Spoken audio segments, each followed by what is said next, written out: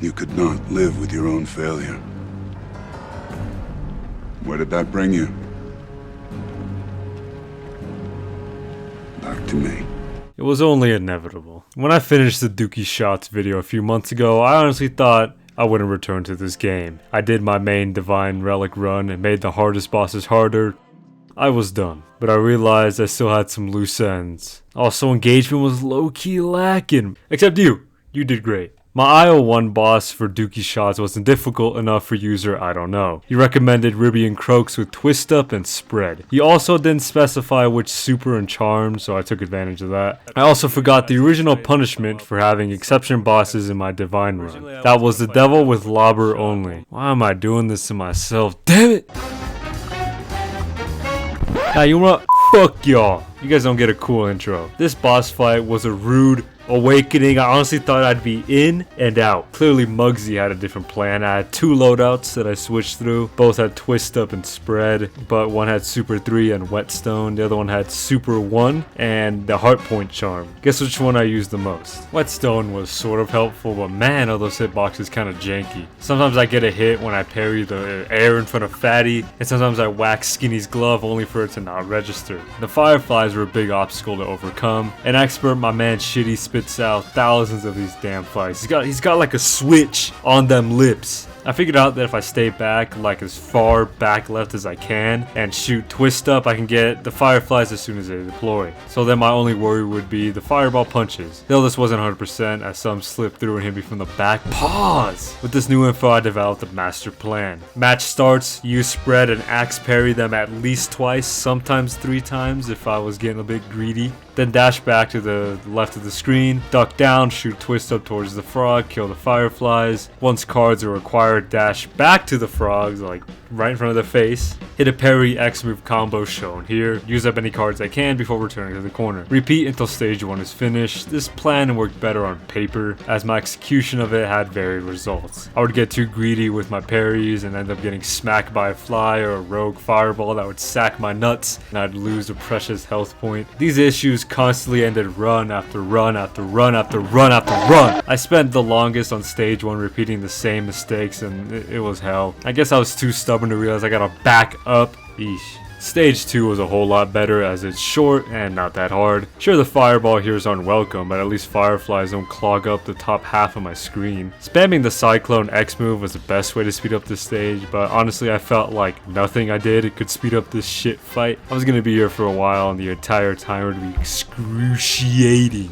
Stage 3 is where everything came to a boil, as it was one more stage until I was done. I could put the controller down, walk away from my computer, go to the bathroom, and let out the biggest, fattest Duke of my life. But Ribs and Creeks had different plans for me. Even when I tried my hardest, I never made it to the middle point. Halfway through the stage, I always died before. I tried and tried and tried, but the end was so far. My shots did absolutely nothing to them, as Spread barely reached and Twist wasn't even close. I would do 2 damage per slot turn. I figured I would need to do at least 6 turns to make it to the middle point. Hell no. I tried for like 40 minutes with nothing to show for it. I did figure out how to avoid the coins, just jump up and down, but that was it. Nothing. I could take away nothing from this footage. So to make sure I wouldn't spend the rest of my life doing this, I switched to class 2. What a difference this made. The extra health gave me another chance in the final stage, and the super gave me the chance to do some real damage. I still struggled obviously, but this gave me that slight edge that I needed. In the end, these goofballs were nothing to me.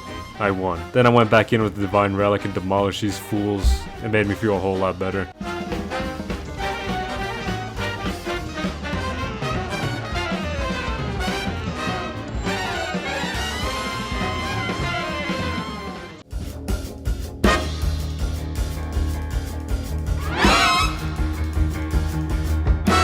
A long time ago I made a promise. If you all didn't know, I am a man of my word. Doesn't matter how long ago it was, it doesn't matter how I felt before or how I feel now, I will finish it. Now that doesn't mean I'm doing a lobber only, I'm not that mentally insane.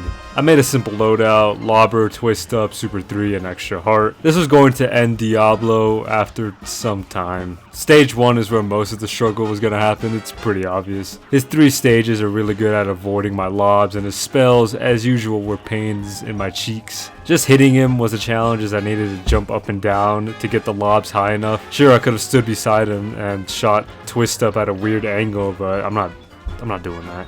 A lot of my run was just jumping up and down and up and down. It didn't help whenever I got hit with the most annoying misclick, misstep, whatever it was. I made too much mistakes. I keep the habit from Ribby and Croaks when I would reset the second I got hit. I might have lost a world record run in there. I don't know. I quit if I was at 3 HP. I might sound like a little crybaby, but man, this fight was... it really...